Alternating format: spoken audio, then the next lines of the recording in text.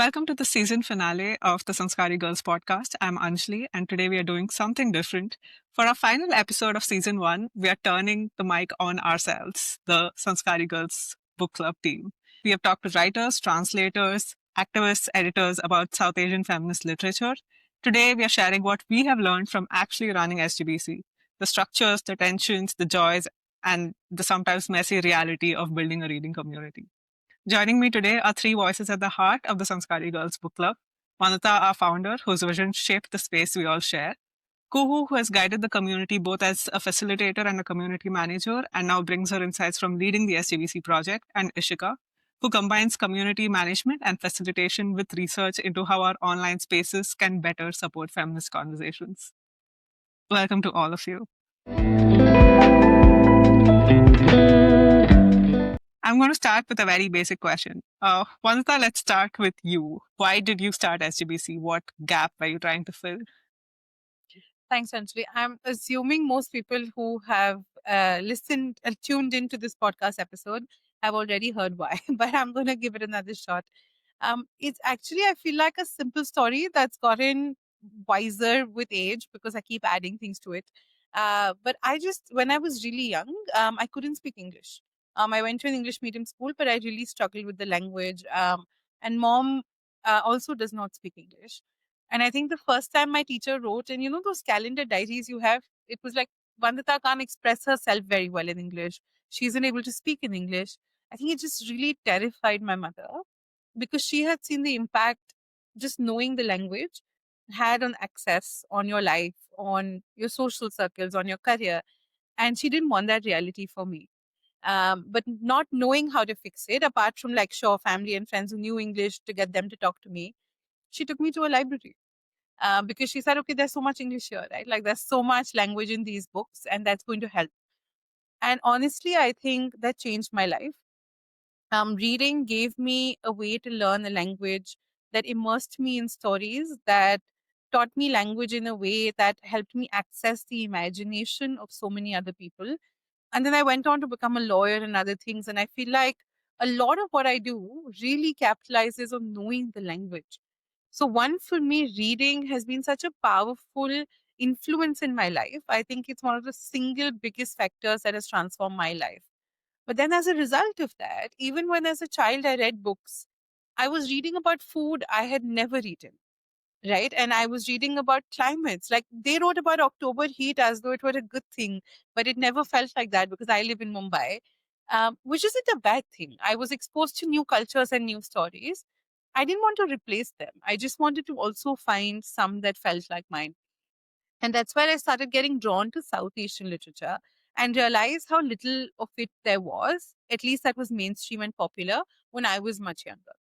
And then around the time the book club idea started forming, a lot of these loves came together, but it came together with this lens of intersectional feminism, which I felt was required as a critical political analysis tool to be able to make sense of our world. And books give us stories that help us make meaning of the world. And if we can look at these stories from this lens, I felt like it would just be a non preachy and easier way to get people to think, read, and care about issues that mattered, or just read about the world, but read it from a lens that helps you understand why this matters or why it should matter in a certain way, right? Yeah. So I think I don't think I started with trying to fill a gap. I tried to create something that I wanted. And along the way, I found other people who wanted it as well. That's all. Yeah. I think we should all say thanks to your mom then for being the reason SGBC exists today. And there is something about resources being available, but also choosing to make use of those resources. And I think you did a great job of that. So thank you for that. The rest of us, Kuhu, Ishika, and I joined at different points, and I'd like for us to share what drew us to SGBC. Was there something missing from your reading life that made you think, yes, I need this kind of space? And I'm happy to go first. So I think post COVID, post lockdown, and post the doom scrolling era, I felt this. I felt my brain kind of atrophying. I felt like I was losing my critical thinking skills. And while I was reading a lot, I was reading in isolation. I'd finish a book and I'd have all of these thoughts about how a certain author handled themes or whether the feminist politics felt genuine. But I had nowhere to take those thoughts. And that's when I found SGBC and I found a space where I could discuss these. And I found a community of people who wanted to hear those thoughts as well as share their own versions of it. And that's how I'm here. Kuhu, do you want to go next? Yes, thank you. First of all, I'm so excited to be having this conversation. I feel like I've been in the SGBC space for so long, but this sort of meta conversation when I'm reflecting on why and what journeys we've had so far is always such an interesting thing for me to do.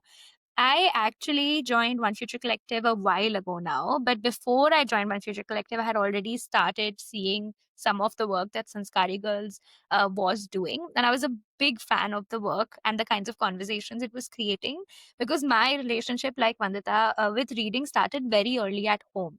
So, of course, my mother introduced me to books. I remember the first book I ever read was in the second grade. I read Matilda by Roald Dahl, changed my life's perspectives on everything. But even before that, my nanny actually used to tell stories to me and read stories to me. So I grew up with like Malgudi Days, Panchatantra tales, and even like epics like the Ramayana and Mahabharata were told in these fantastical ways to me. And I think for me, then storytelling became a very important part of how I was reading because I would finish a book and then I would sit like next to either my nanny or my mom, like under, like next to their bed, and we would talk about the books for hours. And so for me, I've always wanted to talk about what I'm reading, to really sit with others and unpack the feelings, more recently, the politics, the discomfort, the joy, and all the questions that books are bringing up. So I think reading for me has never really felt like a solitary act. And I've always wanted it to feel very collective, like it was something maybe larger than myself or just the book that I was reading. And so for me, Sanskaari Girls Book Club has always felt like a space where this reading could be shared, where it's more than just the pages of the book or how I'm feeling about it, but also how others are feeling about it. What knowledge are we getting? What connections are we building? So that's what made me think that yes, I think I need a space like this in my life because I have too many thoughts and I love yapping about them. So clearly, then everyone gets to listen to what I have to say about books as well.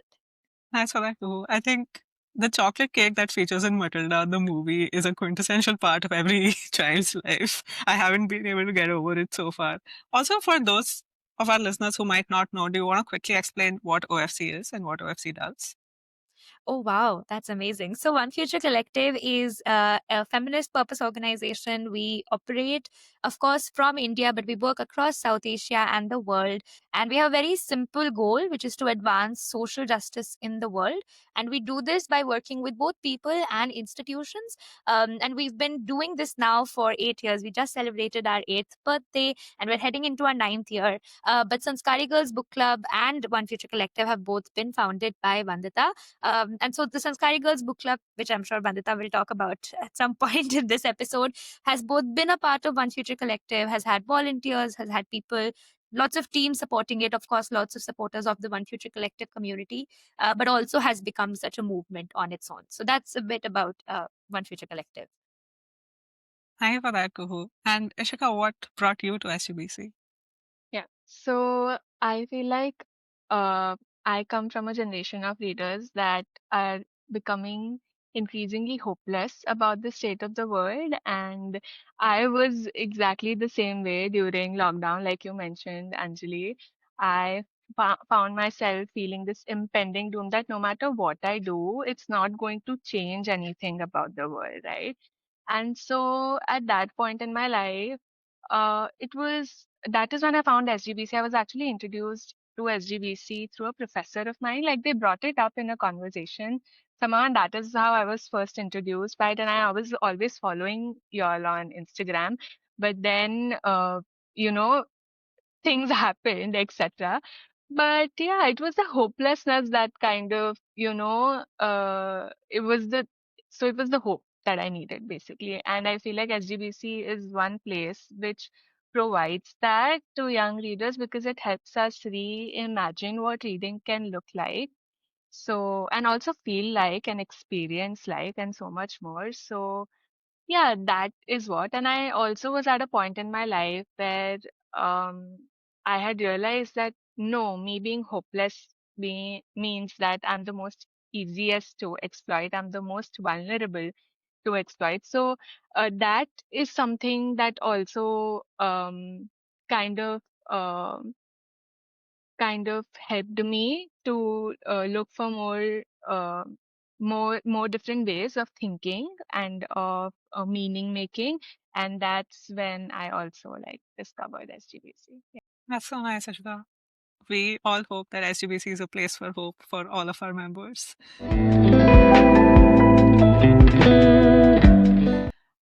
Next, I'd like to move on to the other major part of running a book club, which is book selection. So we have a system where we choose to read a book monthly and then discuss it at the end of the month. And this is important because this is where so much politics lives. Like, how do we actually choose what to read, and how do we manage the tension between reading important text that everyone references and prioritizing new voices, either those voices that go viral or those that might not be as well known yet. Uh, I know that both Kuhu and Ishika have both of you have worked on choosing books. So, Kuhu, do you want to walk us through how you used to do it? And then Ishika can tell the listeners how we do it right now. Yes, and I think what you mentioned, Anjali, about book selection being political, I think it has always felt like that for us, whether we name it or not. And for us, so something that we did last year was actually curate this 6 month journey. Mm-hmm. And we had a theme, which was climate change, and we wanted essentially to read 6 books Mm-hmm. or other types of text. So we were reading essays, we were reading stories, we were reading nonfiction, fiction on climate change as an anchor, and we also had a lot of accompanying things alongside the reading, because something we realize is, of course, we really love to read, but so much of what we know about the world or what we know about these texts also comes through things like music and art and poetry. So we were doing a lot of accompanied material as well. And I think when we were curating, so it was myself and Ananya Parekh, who was the community manager at SGPC last year, we sat down and we started thinking about what it is that we want to do. And the question that arose for us was about also choosing between what are important and popular sort of texts that people might be talking about, and also newer voices, sometimes lesser known voices, and how do we hold space for both. I think for us, in our context, this felt especially important because we were already reading a lot of South Asian texts that aren't always part of mainstream or global reading circles. And sometimes we were picking books that were, for example, fantasy children books, which perhaps people were not picking up as easily, or there were some like graphic novels that we read that were extremely popular, but then there were some non-fiction essays that we also picked up, which even as we read it, I remember everyone was like, this feels really heavy to be able to engage with, though we do understand what the importance of that is.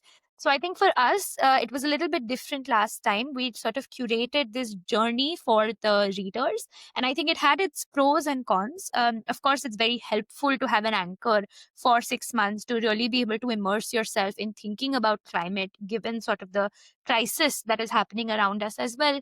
But something we also came to realize is we kept coming back to all of the other things that were also impacting us and impacting our identities alongside climate.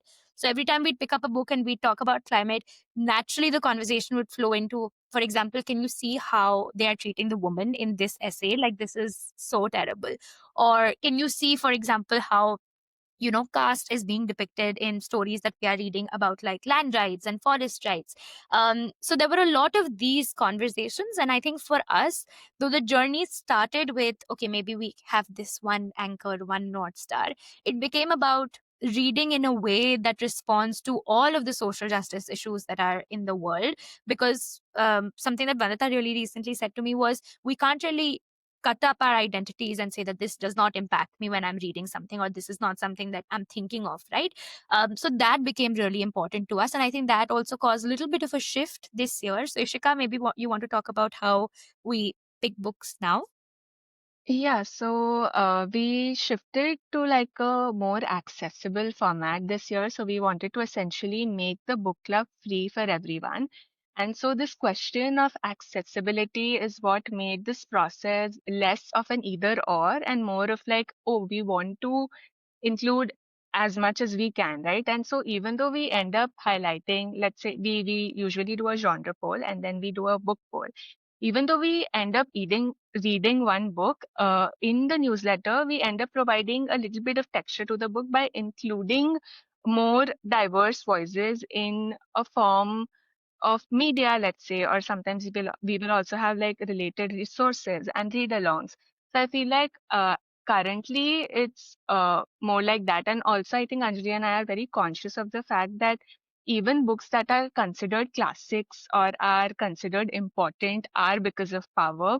So it's really sometimes important to kind of uh, find that ground that, oh, like how can I then make a choice. One wonderful thing that's happened is that as in how our community is growing, we are constantly bombarded with so many recommendations about so many books, so it's become really organic now.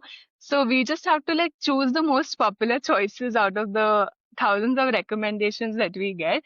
So it has come to that, but yeah, it's really fun. And also the community itself does the job of sending so many resources in. We have a document that we maintain for annotations where the community will like reflect upon what they read, etc.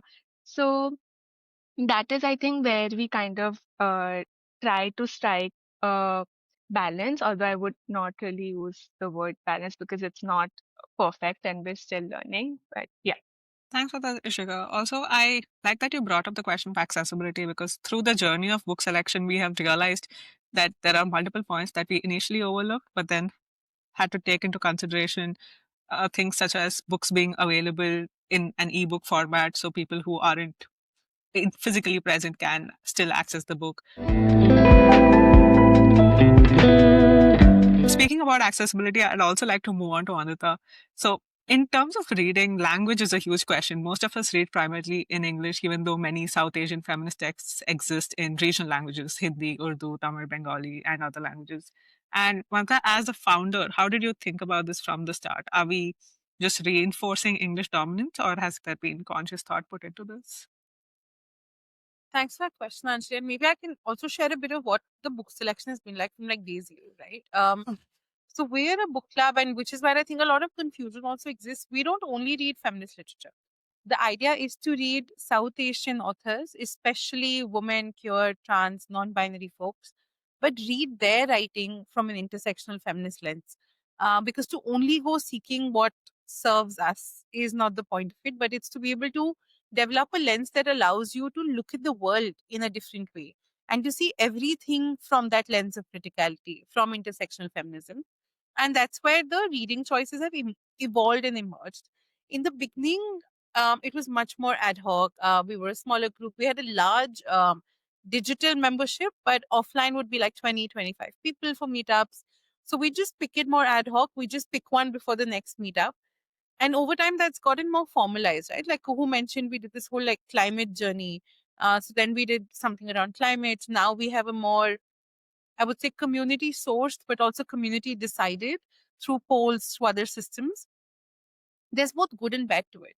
The good part is that we are able to still push some of the literature that we think people should be reading, really look at those questions of power about who are the authors we're even discovering, who are we lending that visibility to. And then the real honest downside is you can pick a book, but people have to be willing to read it. And that requires that either we sort of push it out in a different way where we build more interest, which we try to do, as Ishika mentioned, through the parallel material. In fact, sometimes even through like hosting meetups with the author, doing like small intimate things that get people more excited about the book. But it's a delicate, difficult balance. And that's something that I think anyone setting up a book club must understand, that a book club is an optional space. People show up to optional spaces with a lot of free will, which is a great thing. But that also means you can't force choices onto people. And some of these shifts have to be gradual, which brings me to the question of language, right? We've primarily been an English book club, and I'll talk about the reasons why in a bit, but we have experimented with accompanying texts or additional material in different languages. We have sometimes picked up something that's not in English, but has a translated version in English available as well. there just is not always that much interest and appetite. But that does not mean there is no interest in the world. It means that given our current audience, which is where the system part comes in, we're an under-resourced small space. Um, I speak a certain language, which meant the initial social media posts, it's easier to do in English than for me to do it in a Marathi or Kannada because I don't speak those languages. And that has invariably built an audience that is English speaking and for whom they're English native, right? Perhaps. Second, we've realized that we've also, with other languages, a lot more people are conversationally fluent, but the ability to read regional languages and the ability to read what, your 22 official languages of India has reduced over time. So there is some of that. And then third, I'm going back to what everyone's been saying about power and visibility. The power and visibility of a lot of text not written in English. It's not something that's going viral on TikTok. It's not something that now is not going viral on Instagram, which means the desire and appetite to pick it up is less. So there's a bit of both, right? We did what we could with the resources we had. And now is there interest? Having said all of this, I do think the ability to read in different languages is a beautiful thing because it gives you access to worlds, imaginations, and ways of thinking and being that are not possible in a singular language. There are so many times when in the middle of a fight, I will use a phrase in Hindi because there is nothing in all of the English language that can demonstrate how angry I am, right? The same is for when I feel love, when I feel affection. So, yeah, I mean, this is why we haven't done it. Should we do it 100%? I'd love to figure out how. Thank you for sharing that, Pangita. It is a very delicate balance to be able to cater to everyone's needs. And I do believe that we're doing the best we can, but there is a lot of room for improvement. Moving on to facilitating discussions. So we have chosen the book and we have all had time to read it and engage in discussions about it. And then moving on to our monthly meetup. So, Go, this is to you. What makes a discussion work? Like you've facilitated discussions, you've facilitated online and offline discussions. How do you prevent monopolization or overly polite and shallow conversations? And how do you leave people feeling like, yes, this was worth it. It was worth spending an hour of my time on this? So I will be honest. Every time I facilitate, I will not speak for everyone. It is still nerve wracking because you don't know what the response to the book is going to be. People might come in. People might hate the book. People might not want to talk about the book at all. And it's definitely, we've used this word a couple of times now, but it is a delicate balance. And of course, there are skills in facilitation that you can brush up on. There are ways in which you can look at how do you make a group talk to each other. But I think the biggest thing that you have to think about when you are facilitating conversations like these, or, even just chatting with your friends about it, is intention. And I think a feminist book club specifically, like Madhita mentioned, right, we are not reading from a lens. We're not reading only feminist texts. So sometimes we might even read a book and we might not like it. We might think that it does not sit well with how we perceive the world or how our identities are. And there are many reasons why we might feel disconnected from a book. We might be angry at the author. Right? Might be angry at the book club for like picking the book. I know this has happened. But it's about how we read. So we're reading very critically. We're asking questions about power, representation, politics, and about our own locations as readers. And this can feel intense to some people, but I think with the intention of moving into the space that this is the fun of reading. It's thinking together, really being stretched, naming the discomfort instead of avoiding it. I think approaching this space as a space of experimentation, and almost just being able to chat about how we felt is really, really helpful. And I think when discussions really work, it's usually because there's this clarity about the kind of space we're building. We're not wanting to do a debate. It's not a classroom where we're trying to teach what the book is. It's more of a collective space where we are unpacking everyone's experience and everyone's interpretation, and not one single voice will perhaps dominate then that discussion. And so, as facilitators, I think to be conscious of that is very important. You have to watch out. I think you mentioned monopolization. So, you're not necessarily shutting down people, but you open the conversation up. So, that difference that we have, between calling people out and calling people in, you can have a conversation, and you can sit with dissent, you can sit with anger, you can sit with rage, you can sit with people being on the complete opposite spectrum, on the complete opposite end of the spectrum, and that's the whole fun of it sometimes. And moving away from the polite or surface level conversations, I think that usually happens when people are afraid of getting things wrong. So I think really also normalizing that uncertainty, that disagreement, and even unfinished thoughts. Like there's been so many times when we've just been like, I don't know how I feel about this. I wanted to bring this up. Like I highlighted this because I feel some type of way. I don't know what. And then that opens up a conversation as well. So you don't need to have a perfect like feminist take. You just have to be curious. You have to be willing to listen as the facilitator. So I think a feminist book club really works when people both feel held but challenged, and when the space is made with care but also is very complex in being open to like disagreements and nuance and things like that. And I think just one quick thing here is also, because we facilitated both online and offline spaces, I know sometimes it feels like it's easier to be in an offline space, and of course each has their own pros and cons. But something that we've recently realized is being able to do this online means being able to do this with readers from around the world and people exploring and experiencing books that they have never been able to before. So that is also really interesting because I'm now able to read with people whose locations are so dissimilar from mine. So the way that I'm able to understand a book also explodes tenfold. So I don't go in as a facilitator also anymore. I feel like I go in as like, okay, I'm holding this conversation, but I'm going to learn just as much as everyone else in this space. I just want to quickly add one thing is I feel like sometimes the perception of a book club or any like feminist space feels like everyone's going to agree, everyone has to agree, and the conversations have to be within a certain boundary. But for me, the most powerful conversations at the Sanskaari Girls Book Club has been when people come in as not believing they're feminist, but they come into this space to explore, okay, so what does feminism mean?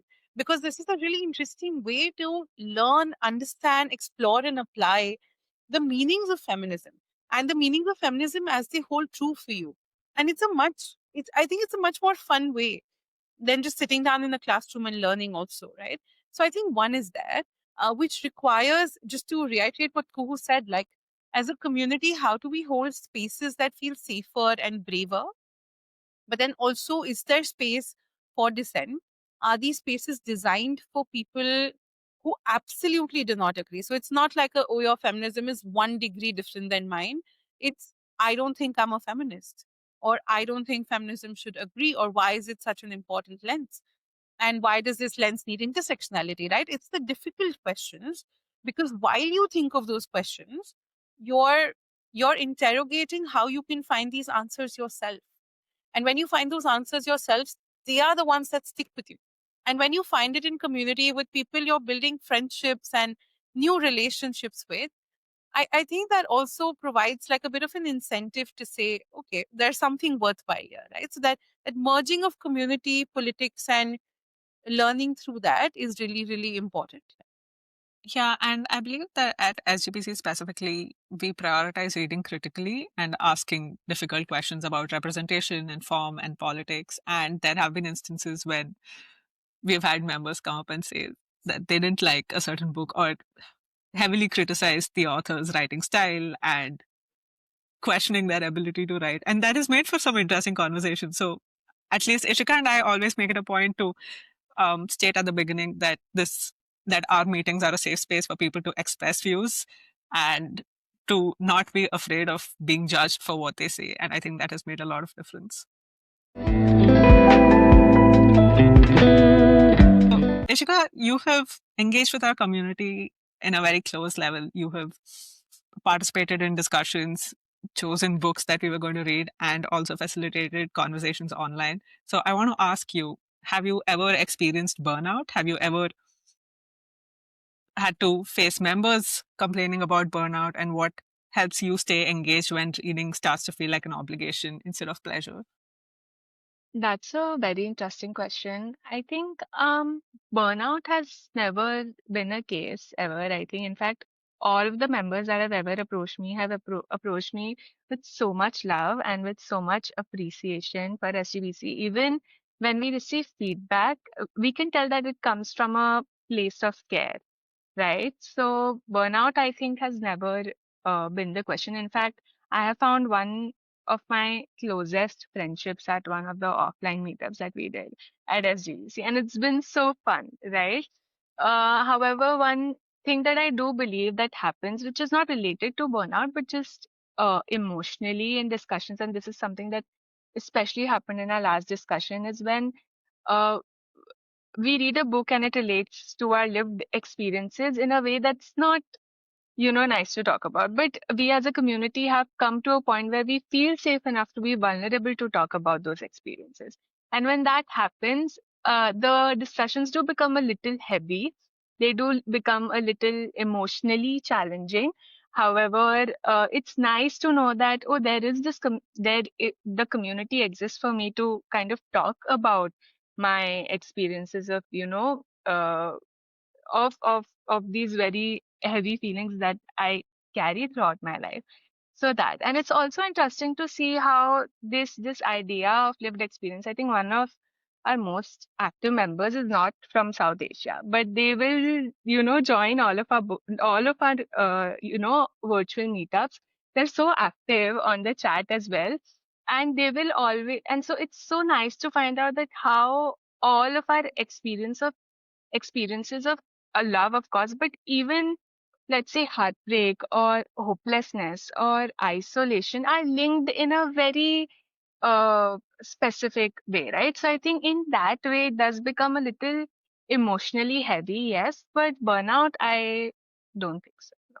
Yeah, thank you for that nice reminder that solidarity is found in community. And I believe after a period of being cut off from each other, we as a society are coming together again to find communities and spaces where we feel loved and heard. Yeah. Vanta, do you want to add something? Yeah, sorry for taking up so much space. But I've really been thinking about this. What's very interesting for me is that a lot of our membership does not come from the development space, or does not come from people who traditionally engage in feminist work as a profession or as their day job. Because I do, and I will share that sometimes I'm exhausted. I want to read a romance novel or I want to read a murder mystery, and it does not matter to me if it is a feminist book because I'm applying my lens is now permanently fitted in my head. So that's being applied.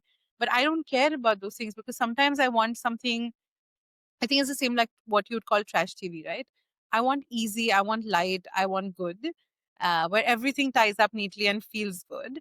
And that's a very interesting thing for me because that's also a great way for the book club to make impact because we're reaching a set of people that otherwise don't do this, right? Rather than working with a set that constantly does this day to day anyway.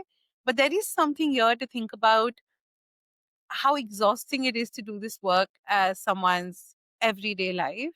And what does this disengagement mean? And how do we bring those folks back into this space as well? So I think for the book club, that's something for us to think about. How do we bring people who do this job into this fold without adding to their burnout, without adding to their exhaustion? Because for most of our members now, this is the break from their everyday burnout.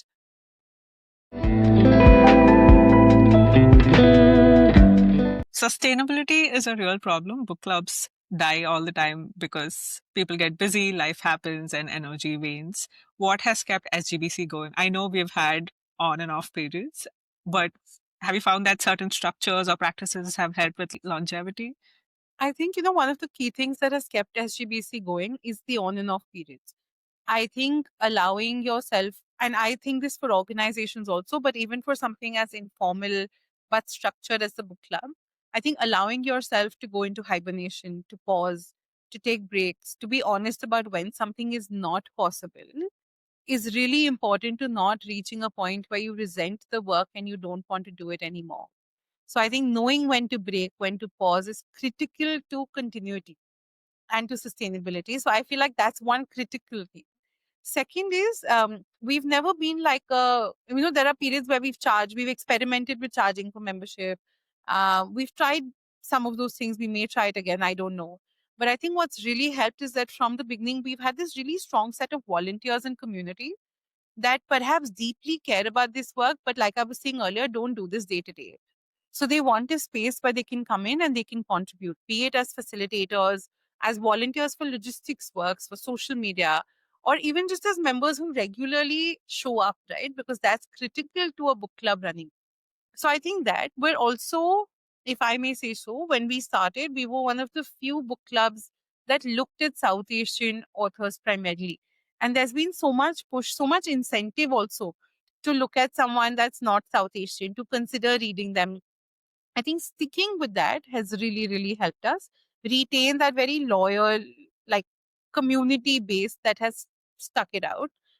So they've kept the book club going, I would say, even just through engagement on, say, Instagram or through tiny offshoots of friendships and communities that have formed from the book club. So I think really that has helped. Um, and generally, I find the book club members just really like nice, decent people, which means it's easy to step in and step out. I think that's also a function of a space that values ethics, that values basic principles of decency and reinforces that through norming, um, through clear guidelines of what is not tolerated. I think it retains a core structure for a space that says this is not allowed here. And if this happens, this we will negotiate and figure out how to fix.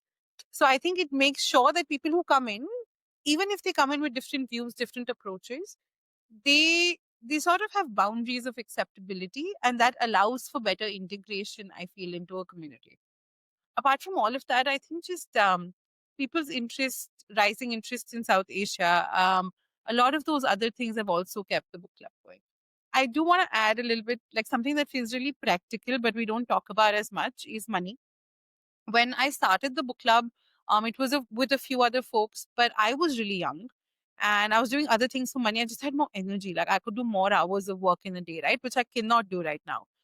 Um, but it's really difficult to sustain stuff like this, which isn't monetized, because book clubs are successful and continue when there are people committed to doing the work over long periods of time. So I don't think book clubs perhaps need like big funding. They don't need 10 people managing it, but they do need the resourcing to have a few people going. We have so many members now across like digital space. We have regular folks showing up, but all of that requires someone to hold that community space with intent. Each Instagram post requires energy of thought, research, and design.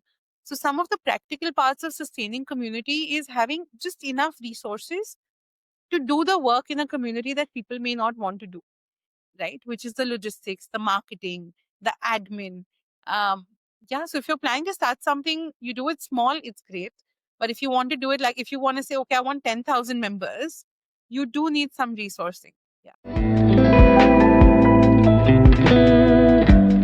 That segues very nicely into my next question. I was going to ask us to go around in a circle and give one piece of advice. If someone listening wants to start a feminist book club, what's either one piece of advice you would give them, one piece of learning that you've had, or one mistake you would advise them to avoid? I'm happy to go first.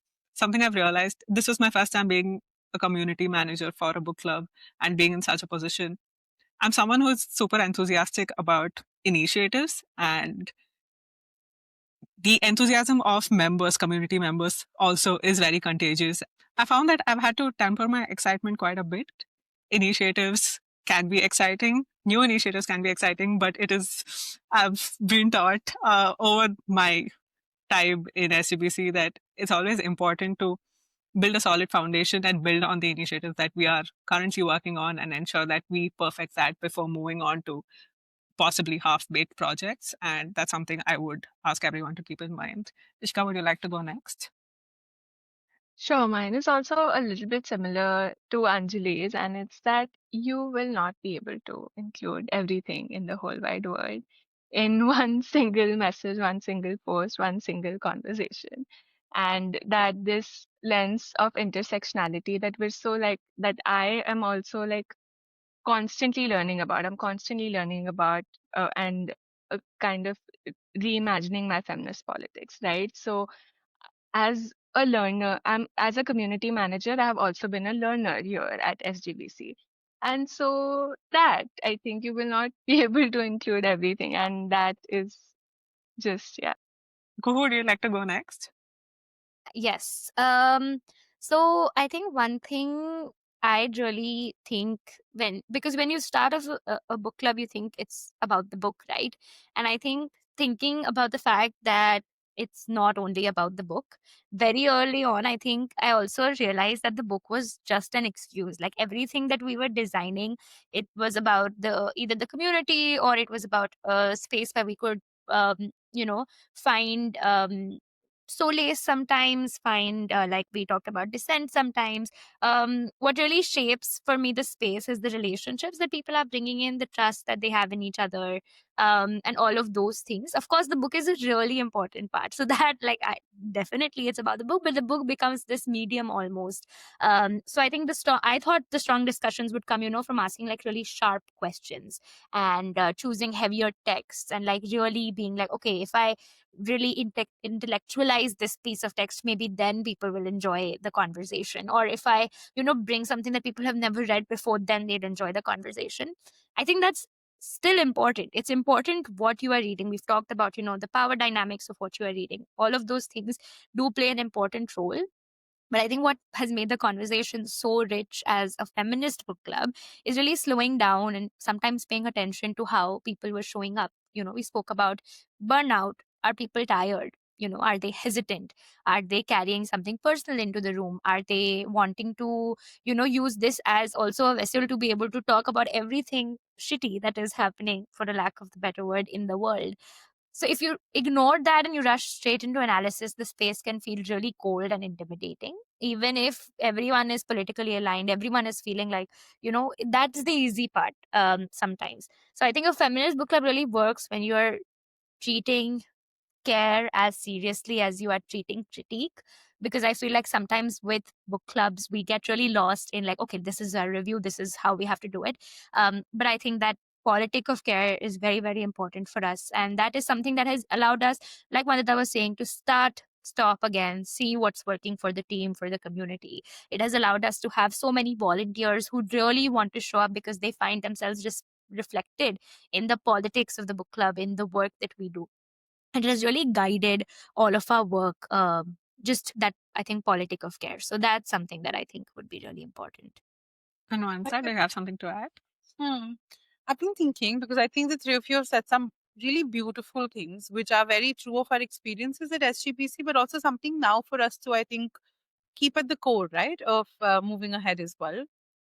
I think for me, something, as someone who's run it for a while now, is I remember initially how scared I'd get if I made a mistake.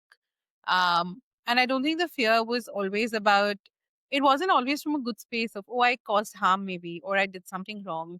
It was more like, what are people going to think? What are people going to do? Um, I really enjoy that I don't think like that anymore, because the book club is a feminist space, and I think feminist spaces are inherently political, which means you will read text, there will be identities in the room, your questions, your conversations may be hurtful, your role as a facilitator to provoke may cause harm. There are many, many things that can go wrong, are perceived incorrectly, all of that, right? It took me a while to separate that from, if I have caused harm, I must apologize and correct it. But am I then afraid of making mistakes because of potentially consequences of it? Like, what do I really care about? And if you're someone starting out something like this, even something adjacent to this, I think you really will have to learn to give yourself grace to be wrong, and allow yourself to see yourself as a member of this community that you are creating. Because often people that create and hold communities start getting distanced and separated from it. And when you're part of a community, you must extend yourself the same grace, repair, accountability that you would extend someone else. So I think that, like, don't forget why you start this. You started because you also want a community. So don't forget that. And then in that spirit, don't forget you're a person and you're allowed to just mess up many, many times. Yeah. Thank you so much for that. That was so beautiful to hear. as much as I would love to continue the dissection of our functioning as the SGBC team, we are reaching the end of the episode. So, one final question. We've talked to incredible writers this season. We've talked to Rega Jha, Meena Kandaswamy, Professor Madhavi Menon, and multiple others. And each conversation has opened up different ways of thinking about South Asian feminist literature. And as we close season one, I'd like to pose a question which you pose to every single guest of ours. Give us one book recommendation each, something you think everyone should read, or are there other feminist book clubs or communities that people should know about? I think so. I currently picked up the Seven Moons of Mali and Mera by Shehan Karunatilaka. I picked it up because the cover is so pretty, and then I've like been completely immersed in the book. I think it's really nice. I haven't gotten to the end yet, but I do think the first 50% of the book is fantastic. So if anyone wants to read, please go for that. And I think one other book, I know this is not necessarily our mandate, but it's something that I think is really important currently. um, there is this book. I mean, it's a series of almost like ideas, I would say. It's You Have Not Been Defeated, specifically by Allah Abde. One second, I knew I would butcher it. Let me say that again. You Have Not Yet Been Defeated by Allah Abdel Fattah. And it is a really important book. It is, of course, by an Egyptian author, but that is also something that I dove into earlier this year. And I think with everything going on in the world, it's very, very important to think about protest and all of the ways we occupy the world. So that's also something I'm thinking a lot about. I could go next. I'm going to give one book that fits into the spirit of SGBC and one that perhaps doesn't. We read this actually. It's been a while. Karuku by Bama. It just felt like it really, of course, opened my eyes, but it was just such a powerful piece of writing um, that helped me see and understand caste oppression better. And as someone that comes from an oppressor caste background, I think I'm just really grateful for this piece to exist so that I'm able to learn. Yeah, so I think that was just a really powerful reading for me. And the second one that's really influenced my understanding, and I feel like a lot of you might know it already, is I read Just Mercy many, many years ago now. And it really reshaped what it means to think about justice. And there's one key question from that work that stays with me is, like, are people better than the worst thing they have ever done? And if you take that as a fundamental truth, then what changes about how you think about justice? So, yeah, I think these two books, in terms of communities, there are a bunch of like very active book clubs on Instagram, local book clubs. I think now a lot of like silent reading spaces within India as well. Like there's something called Goregaon Reads, which I love. Like there's something near my house where you can get together, gather and read in silence. There are also physical spaces like Fictionary in Mumbai, really cute indie bookstores. There's Champaka, there's Zuban, that publish such books and also now create physical spaces for people to gather and read, which I think is really, really lovely. But I know that sometimes what happens as a result of SGBC is like small offshoots where people gather, read, maybe read stuff that's not feminist and that's not South Asian, but they read, and that means they think and they question. So I think just that process is something that I would recommend. If you're listening, just start something. Get 5 friends together, force them to read a book, and you'll be starting a book club. Ishika, would you like to go next? Yeah, I'll only give one book recommendation because I'm currently like overwhelmed with so many books in my mind that I can't seem to like decide on the top three. But this is the book that I picked up as not like directly as part of my curriculum, but indirectly because I wanted to get like a primer in feminism in India in particular, and that was Seeing Like a Feminist by Nivedita Menon. I think it's such a good book, especially if you're just starting out and just want to learn about how to inculcate sociological imagination, the feminist thought. How can you kind of understand feminism in various contexts of living in India? I think it's a brilliant book and a really easy read as well. So yeah, that is my recommendation. Yeah, my recommendation is Julia by Sandra Newman, which is a reimagination of Orwell's 1984 from the female protagonist's point of view. And given that I work in surveillance, it was a very interesting read for me. And I also have a guilty pleasure read, which is Tomorrow and Tomorrow and Tomorrow. It's a book about video games and young adult romance, and it has a tortured genius, all of the tropes which I love. So that's a suggestion. That's a And great book. yeah. If I knew we could recommend that book, I would also recommend that book. I would recommend stuff like Bridgerton.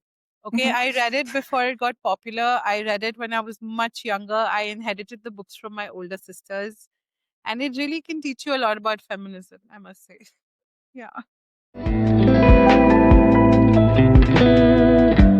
And with that, we reach the end of the episode. Thank you all so much for being a part of this journey, for all the labor, care, and brilliance you bring to SGBC, and for teaching me and our listeners so much about reading, feminism, and community.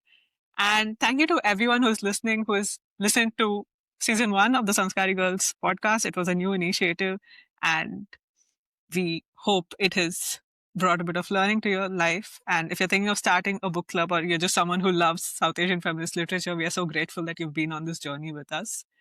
For the last time for this season, this has been the Sanskaari Girls Podcast. Reminder to follow us on Instagram, sign up for our membership, which is completely free, and subscribe to our newsletter. And shout out to the entire team who's made this work possible. Keep reading, keep writing, and keep finding new ways to make your voice heard through the written word.